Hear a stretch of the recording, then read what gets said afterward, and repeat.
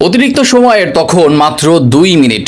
বাম প্রান্ত দিয়ে বল নিয়ে ছুটলেন ফয়সাল আহমেদ ফাহিম। শেখ মুরসালিনের বাড়ানো বল বেশ ভালোভাবে ড্রিবলিং করে মাত্র ক্রস করতে যাবেন, এমন অবস্থায় তাকে ফাউল করে বসলেন সিঙ্গাপুরের এক ডিফেন্ডার। ডি বক্সের ভেতরে এমন কাণ্ড নজরে পড়ল না রেফারির। পেনাল্টির বদলে দিলেন কর্নারের ডিসিশন।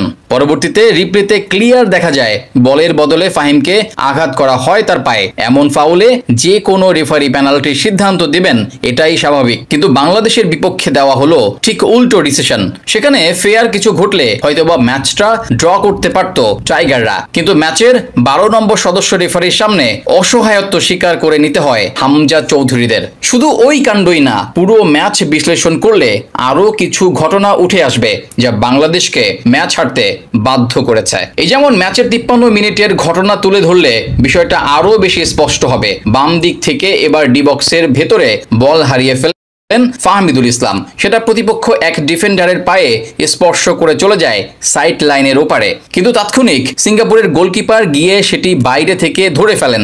এখান থেকে কর্নারের আবেদন করে বাংলাদেশ। পরবর্তীতে রিপ্লেতে দেখা যায় হামজাদের আবেদন যৌক্তিক ছিল, কিন্তু অবাক করে দিয়ে রেফারি সেটি কর্নার না দিয়ে খেলা চালিয়ে যেতে বলেন।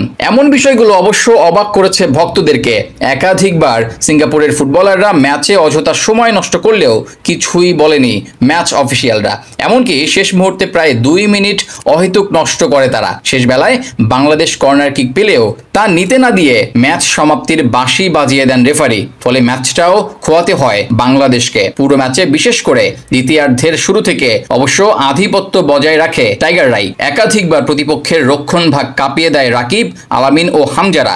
এমন দাপটের পরেও প্রথম ২ গোল হজম করে বসে হ্যাভিয়ার কাবরেরার শিষ্যরা। যদিও ৬৭তম মিনিটে মাঠ থেকে বল পান হামজা চৌধুরী। এরপর ফাঁকা জায়গায় রাকিবের উদ্দেশ্যে বাড়িয়ে দেন বল। সেখান থেকে আর ভুল করেননি নাম্বার ১০। গোল করে দলকে ফেরান লড়াইয়ে, কিন্তু শেষ পর্যন্ত সেটি যথেষ্ট ছিল না ড্র কিংবা পরাজয় এড়াতে। এই ম্যাচের পারফরমেন্সে অবশ্য খুশি ভক্ত সমর্থকরা।